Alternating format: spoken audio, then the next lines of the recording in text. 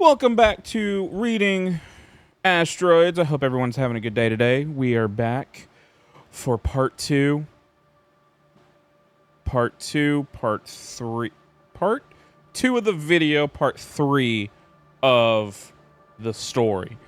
And a little background, part 1 and 2 is basically just setting up what the professor is and the theories that the kids had made up with making the ghost. And basically, like, part 1 was talking about the 2 of his friends that had died. Gruesome deaths. One drowned in a bucket, apparently. And the other one got imploded in the parking garage. Turned and then, thick. yeah, peanut buttery paste. You won't let that one go. And then part 2 was basically just all their little spooky ghost stories that they made up, except for the main character. And I cannot, for the life of me, remember who the main character's name is. There's Mills. Mills is the one I remember. Mills, because I always kept calling her Miles, and it bugged the crap out of me. I think Ellis was the other one. I don't have it pulled up yet. So there's Alex is our main character. There's Thomas, Mills, Ellis, Cassidy's, which is passed away. Cassidy and Ellis are no longer with us. And this is a story by Verastahl, I think. Verastahl is his Reddit name, and then his actual name is Brandon Faircloth. And he has a YouTube channel where he's actually done his own readings of his stuff. So go give him a follow. And then he has like a website where he has all his database. Like, it's basically a website just for all of his stories that he's done. So he seems to be cooking with these stories, dude.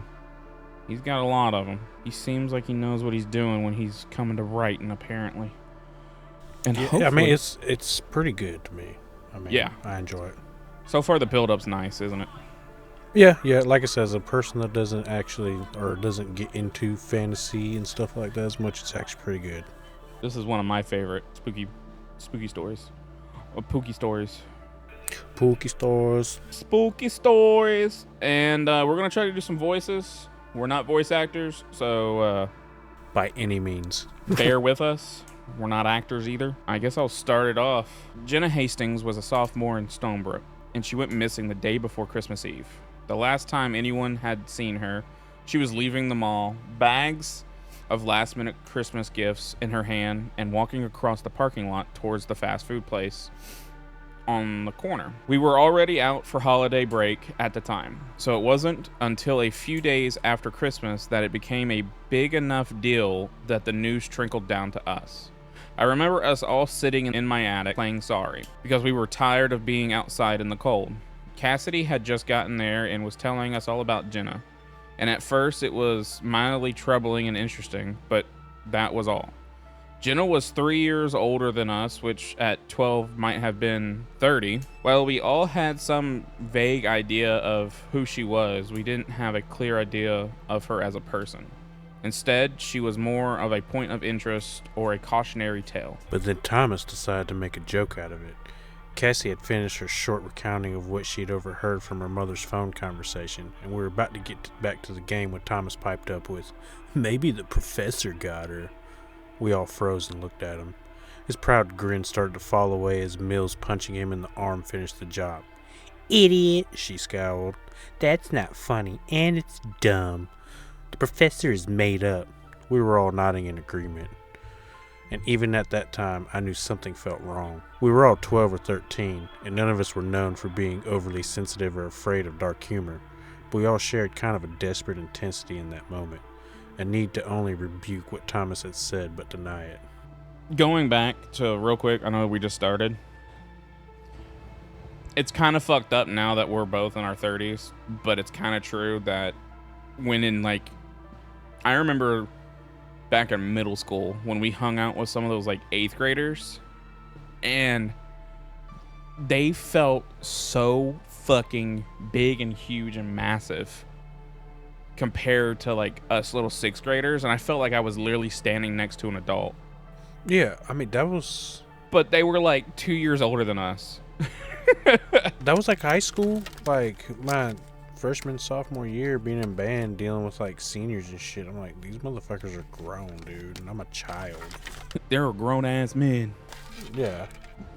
That's the way it was with football. Like when we, when the handful of us got to go from freshman to varsity to go for the state championships and stuff, dude, it was like getting, like we were used to not getting hit that hard, and then all of a sudden we were getting hit hard by like 12th graders, and it was like, fuck, dude, I don't know if I want to keep playing football. Y'all were getting y'all shit rocked.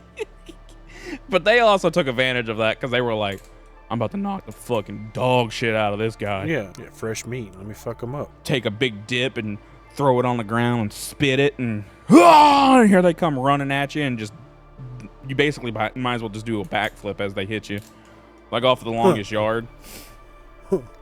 Where they I can bet, especially with Jadeveon Clowney. I mean, yes, that had been crazy, dude. Well, it also didn't help that he was that big in 9th grade. Oh, I remember looking up him literally walking over some of the fucking other team's O-line. I remember that, where he basically would literally grab them and yank them, like basically make them lay down and then just keep running. I mean, dude was like 6'6" at 14. Yeah, dude. It was fucking wild. Good times. But yeah, I feel like he's got the team feeling down, because like that is exactly how I felt thinking, like in 9th grade, thinking about a senior though. It was like, dude, that is so far away, but not really at the same time. All right, let's get back into it. I've thought about us sitting in the attic, scolding him while he grew sad and sullen. He didn't like being yelled at, but he didn't fight back like he usually would. It was as if he knew as much as the rest of us that he had made a mistake beyond bad taste. I think it was one of the first times that I knew we had somehow started to believe in the professor too. The following week, we were back in school, and we had carefully avoided any further mention of the professor among ourselves breaking during the break, maybe in some unconscious attempt to kill the idea before it took deeper root. But our hopes that the rest of the school would have forgotten about our stories over the holidays were dashed as soon as we got off the bus that first morning back. Two of the school janitors had just set up a pressure washer to blast off the paint off the concrete walkway just a few feet from the bus lot. They had already started spraying, but we could still see the neon green words emblazoned across the ground like a brand. The professor took her. Who's next? We found out later that the vandalism had just been discovered a half hour before the buses started arriving, and they had removed it by the afternoon, but the damage had already been done. The school was on fire with fear and speculation now, and the larger world had started to take notice too. During a class change, we saw two policemen out at the walkway taking photographs of the now partially obliterated message. Then after lunch, we realized that they were still there, questioning several staff about it as well. The reason was obvious to everyone. They thought it would be connected to Jenna's disappearance, or at the very least, they wanted to cover every base just to be safe. Either way, this investigation just further validated the professor's existence to the most of the students. Within the week, we were all hearing new stories about the school and the professor pop up. Sometimes told to us by the same people we had initially told the original stories. For the first few days back, we tried to laugh it off or ignore it, and we didn't talk much about it amongst ourselves, but there was a tightening cord of tension running through all of us. It was quickly becoming something we didn't just not discuss, but something we actively avoid discussing, when a couple of things happened that changed everything. The first was that third week of January. Jenna Hastings was found. She had run off with a boy from the next town over that she had been secretly dating for over a year. He was an older boy who had made promises of taking her away from the drudgery of high school life and bossy parents, and who wound up leaving her at a burger joint 2 states away, not dissimilar from the local one he had picked her up from the day before Christmas Eve. The town breathed a collective sigh of relief, and no one was more happy that she'd been found than us. We began joking about how stupid people were to believe in the professor, how silly it all was. We would sit in our underground hideaway, sounding superior and proud of how everyone had come to believe in something we had made up. But the jokes and the laughter weren't quite the same as they had been before. Now they felt like we were whistling as we walked through a graveyard, our forced humor and bravado meant to keep the dark things at bay. In the last couple of months, talk of the professor did die down from its fever pitch after the graffiti, but it never really went away. And by the last week of school that year, we had just come to accept that, for good or ill, we had created a new legend for the school and the town. I say for the town because there was actually a newspaper article for the professor about 2 weeks after Jenna Hastings was found. It was a puff piece in the local paper, and it was trying to trade on the drama of the missing girl who had been found while not explicitly saying her name. But it was undeniably about the teacher ghost that locals had started talking about in recent months, and gave poor summaries of a couple of the stories. A few of our parents asked us if we had heard anything about the ghost crap at school, and we all denied it earnestly. We were ready to put it behind us. Then Ellie Marks, or as she was frequently called by her cruel fellow freshmen, Ellie Skid Marks, made the mistake of picking on Cassidy at school. Ellie was a heavy-set, unfortunately proportioned girl, and that combination with a dim intelligence and a terrible temper led her to frequently shift between pity victim and merciless bully, depending on her surroundings. Likely from the outside, it was like watching some kind of social casualty experiment play out. Get picked on, she would become hurt and angry, and she would take it out on the younger, smaller students. Our group really had much problem with bullying, in part because we stuck together and kept to ourselves, and in part because Thomas and Mills would happily beat ass if somebody tried to test things. Ellie had tried to test things out a couple of times in the past when Cassidy was alone. Cassidy, who was small and beautiful and delicate, who had boys already noticing her despite her best efforts to fade into the background. I think we all knew that Ellie had been dealt a harsher hand in life than Cassidy had, and that's part of why she had never gotten worse than a strong warning from Mills when she had tried saying mean things to Cassidy in the past. But the last week of school, the PE classes were all devoted to some combination of field relays and dodgeball, and Ellie just couldn't resist.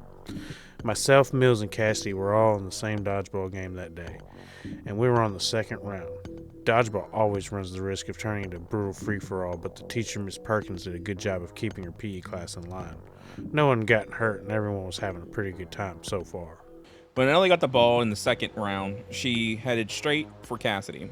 Based on the rules, she wasn't supposed to go over her team's half of the basketball court to make her throw, and the first throw she didn't.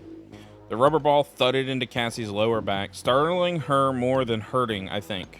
It was enough to get her off balance and send her to the floor. It was like seeing a falling gazelle for Ellie. She swooped up another ball as she charged towards Cassidy, waiting until she was standing over her before throwing it hard at her upturned face. Cassie let out a yell, and Miss Perkins began running over, blowing her whistle, and hollering at Ellie to get back. The older girl started mumbling some half-hearted excuse that it was an accident, but the smirk on her face said that she knew she was caught and didn't care. Me and Mills rushed over to Cassie, who was sitting up but had a large red welt starting to raise on her left side of her face, and her eye kept pouring water. When she saw the two of us, she started crying. I bent down and hugged her. Behind me, I could hear Mills talking to Ellie. "You just fucked up, Skidmark. We're going to get you for this." Normally, Miss Perkins would have jumped Mills for language and a threat like that, but I think she half wanted to hit Ellie herself. So she just told Ellie to go to the principal's office immediately, and that she would be coming along in just a minute. She then turned back to Cassidy, who I had helped to her feet. Perkins was asking if she was okay, if she needed to go to the nurse, when we started to hear Ellie scream. It took a moment for anyone to find Ellie because the sound of her screams seemed to echo down the 12th grade hall and into the gymnasium. Perkins and the assistant principal, who left the school at the end of the year, finally realized she was screaming from behind the locked metal door that led down into the lower rooms beneath the 12th grade hall. They fumbled around until they found the key, and they opened the door. They saw Ellie laying at the bottom of the stairs in a screaming heap. Her right leg had been broken, which could be accounted by a bad fall down the concrete steps. But what was stranger were the bones in her hands, which had been crushed. They were damaged to such an extent that she could never use the left one well again.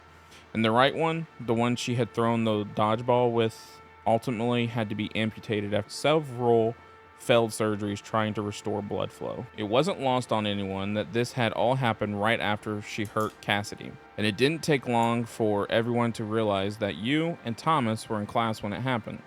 And the three of us were standing in front of a couple of dozen witnesses at the time. But there was the fact that Ellie had somehow gotten past a locked door before she fell. But all of that was secondary to the biggest thing that made everyone at the school certain of what had caused Ellie's injury. It was Ellie herself. While she never returned to school at Stonebrook, and we never heard of anyone talking to her about it later, close to 100 people that heard her screaming down in the dark that day, they heard what she said before her cries of pain and terror had compressed into a wavering animal wail. Oh God, oh no, fuck, it's got me now, get it off me, my hands, no, Professor, no. All right, on to part 4. Billy, what are you thinking? What are you thinking? How are you thinking? I'm going back to what I said before. I think they somehow created or conjured up like a demonic spirit or something. Like they created it. It was not there before, but they brought it to life by talking about it. Oh, okay. I like that theory. I mean, you know what they say, you manifest stuff, you put it out there in the world, it's bound to happen at some point. True. That is true. That's And what all the more you those put it out there, money the more gurus likely talk it- about, at least. They, you got to put it out there. I want a Lamborghini. If you say it It's enough, it the happens. law of attraction. Yeah, it's the law of attraction, dude. I mean, there's scientific theories behind it. I don't know about all that. I don't believe you.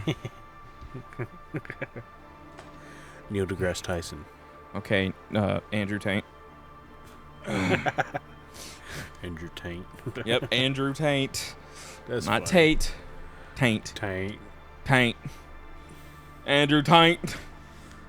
Yeah, I don't know about you, but I play so many video games at my computer that my fingers naturally go in a resting pose when I'm hovering over my keyboard. My pinky and my fingers naturally go to Shift A W D, and that's how my hand and my thumb sits on my space bar. That is why I keep my hands away from the keyboard if I'm not playing the game. My hands naturally sit like that now because And I gotta watch. because I accidentally hit one of the buttons and it shifted the whole page down. I was like, fuck. And I looked down. I was like, wow. Apparently, I'm ready to play video games. That's like my right hand. I get Ghost Numpad from work because I use the number pad so much on the keyboard. On this one, I don't have it, so I'm just like Ghost Numpad ready to type something up. Oh, yeah. I have a full keyboard. Like the one you probably have at work. But mine's Corsair. I use my Asus keyboard I got with the first PC I had. That's what I use. Oh, okay. At work? Yeah, because it's just a standard, normal computer keyboard. It's not like a gaming keyboard. Yeah, I didn't even think about taking my own personal shit to work. I didn't even think about that. Oh, you know, people do it all the time. Chris that sits next to me has like a 15-year-old Corsair RGB keyboard with like programmed keys where he's programmed those keys to hit specific op lines. So instead of him having to type shit out like customer request an oil change, he just hits a button that types it out for him. Oh, dude, that's fucking smart. Yeah. I mean, but it's starting to get janky. Like I said, it's like 15 years old, so his big enter button does not work. You have to use the one by the numpad. That sucks. 15 years old, though. Yeah. All right. All right. On to part 4. Part 4. Stories and beliefs have power. So do names. When Ellie screamed out the professor's name in pain and terror, she cemented the idea of its existence in the minds of everyone that heard it. Even those that didn't want to believe, that called the stories of ghosts and dark rituals childish fairy tales, had a black sliver of doubt slid into their mind. Had a black sliver of doubt slid into their heart that day. And for those that already believed or wanted to, it was confirmation of something both wondrous and terrible. I remember all of us talking about it one time a couple of years after Ellie was attacked, before the worst of it started happening.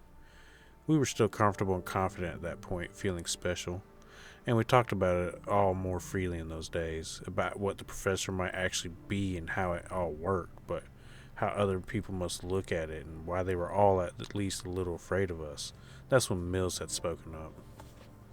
She said that if you took a town full of people, most any town, you'd have some people that believed in God, some that didn't, and some that fall in between.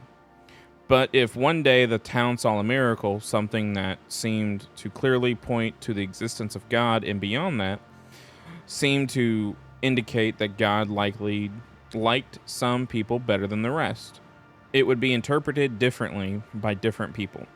Some would ignore or try to explain away the miracle, even if there was no reasonable alternative available. Some would embrace it and find it comfort in the proof it provided. But some would be scared because what's more terrifying than the idea that God does exist, but he doesn't really like you very much. Now, I believe in God, and I think whatever God is, it's a lot kinder and fairer than the professor. But after Ellie's fall, we weren't worried about the professor being kind and fair. We were focused on it being on our side. I'd like to think that we were somehow manipulated by it in the weeks and months and years that followed, pushed to turn a blind eye to the true nature of the thing we had let into our group. But I think that's a lie. Having proof to match what our hearts already knew was a relief in many ways, and knowing that the professor would protect us went a long way towards easing our fears about how we might have played a hand in creating or at least waking up. We felt chosen as special, and if it accorded us extra respect and defiance from the other students, what was the harm? It reminds me of a story my grandmother told me growing up. There's a little boy who lived in the wilds of India with the family for most of his childhood. When he turned 12, he got work as a servant for the prince. One day the prince went out riding with 2 of his friends and took the boy along to act as his steward. They had been riding for several hours when they came to a clearing in the middle. In the middle of the clearing was a massive tiger, sunning itself in the tall grass. The prince and his friends began excitedly boasting to each other about what they could do, how they could fight the beast even without a weapon. They were somewhat drunk at the time, but they were also feeding off each other's foolishness and ego. So it wasn't long before one slipped from his horse to address the others. The first friend said, "I will go to the grass and wrestle the tiger into submission." With that, he stripped off his shirt and ran to the tiger, leaping onto his back. The animal roared up in surprise and anger, and within a matter of seconds, it had torn the man apart. The prince and his other friends were horrified, but they were more determined than ever to dominate the tiger and avenge their friend. The boy tried warning him to stop, but the prince slapped him and told him to be silent. The second friend vowed, "I will go into the grass with my club and beat the tiger into submission, or kill it if it would not submit." With that, he hunkered down and began creeping up through the tall grass towards the great cat, as though to sneak up on it. When he was 10 feet from the tiger, it leapt on him and ripped his throat out. Jesus Christ, hold on. Yeah, dude, you're doing good. Keep going, bro. The prince is now beside himself with fear and anger. He roughly shoved the boy forward, intending him to send him to his death, so no one would be allowed to contradict the prince's grand tale of how he fought violently to save his friends from a giant tiger. The boy did as he was told and went out to the great beast. The tiger studied the boy carefully as he approached. His yellow eyes narrowed as he glanced between the small figure and the prince, who stood back in the tree line. For this part, the prince had already had one foot in the stirrup, ready to make a run for it if the tiger headed his way. He wanted to see the insolent boy killed, but not badly enough to risk himself. But the boy wasn't killed. Instead, the tiger licked his face with a giant pink tongue. And if the prince wasn't mistaken, he heard the beast begin to purr when the boy put his arms around the massive shaggy neck. The boy said something in low tones to the tiger before releasing his neck and returning to the prince. How? The prince demanded. Sorry. You have slowly slipped into the fucking old man from Family Guy. That's all I can think of. Was the fucking old man. Come here, Chris. Let me slap your ass. No. Oh. All right. That's all I can think of, bro. I gotta catch a breath. Hold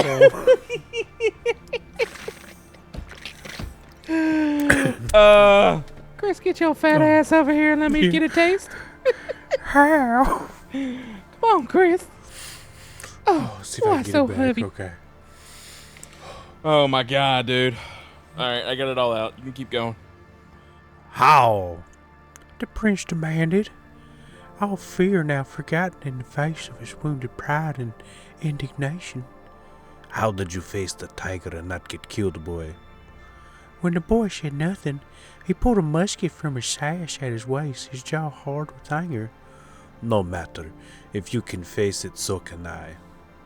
The prince let out a grunt as the small knife was shoved into his gut, and when he looked down, the boy twisted the knife and yanked it back out. Incredulous, he went to point the gun at the boy, but the tiger was on him now, removing the gun and the arm that raised it with a single swipe. As the prince lay dying, the boy and the tiger stood over him, covered in his life's blood.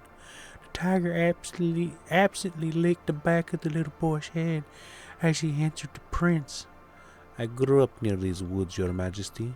The tiger has been one of my best friends for years. He would never harm me, or let me come to harm, nor I him.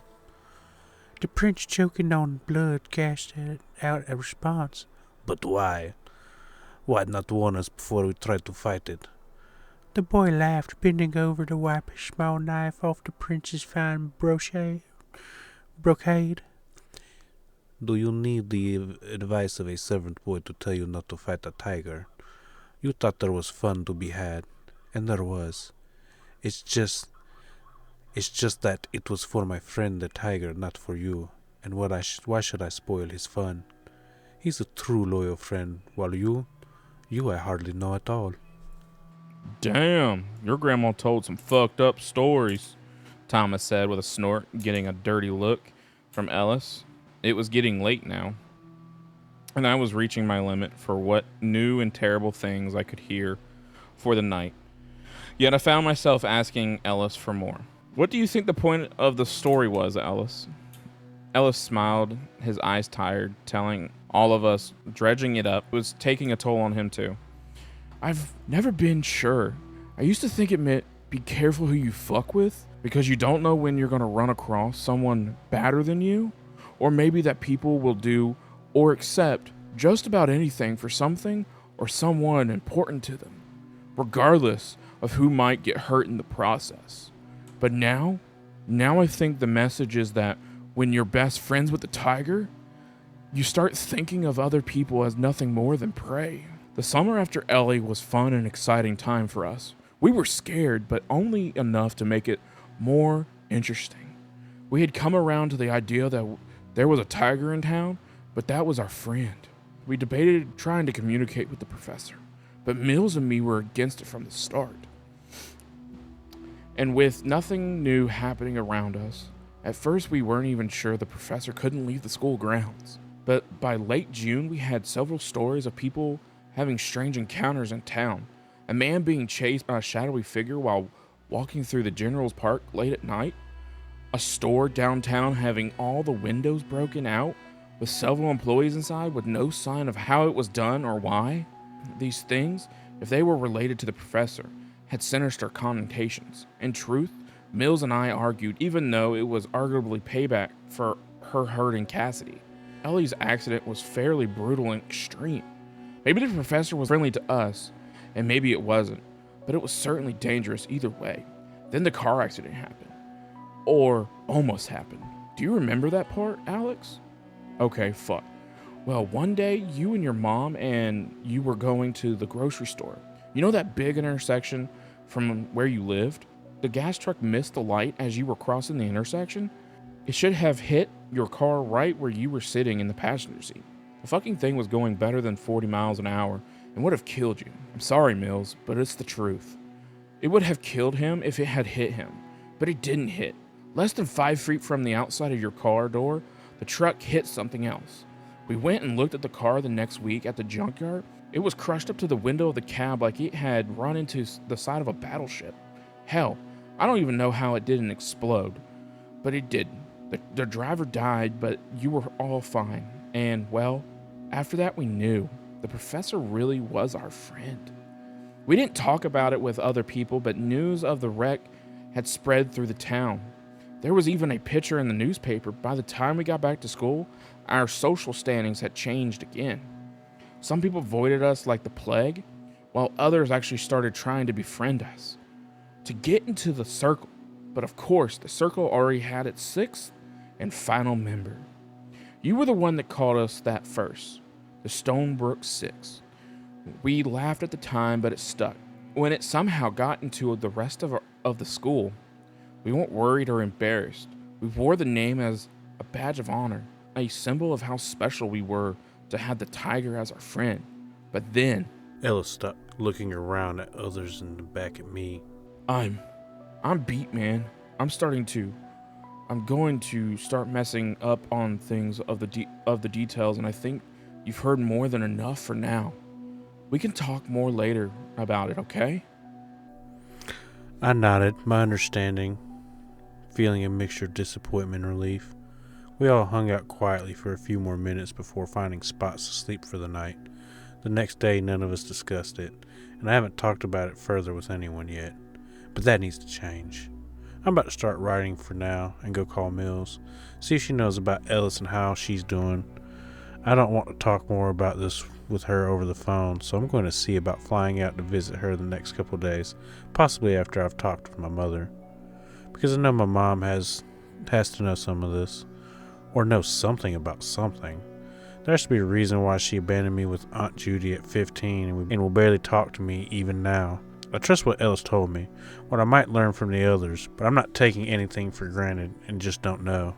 I feel like Ellis was hiding things from me, even if it was with the best intentions. I don't think my dear mother will be as worried about my feelings. Boom, boom, boom. End of part 4. So, how you feeling now?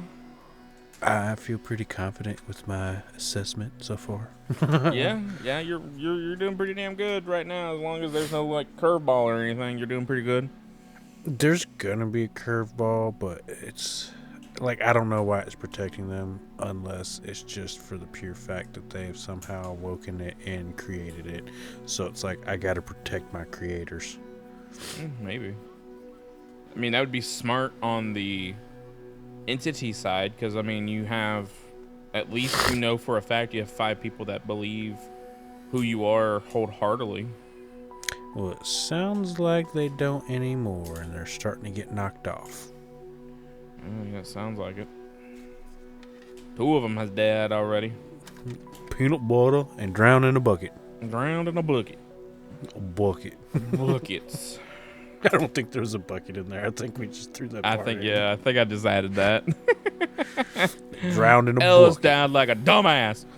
Her face was found in a bucket. No, that was Cassidy.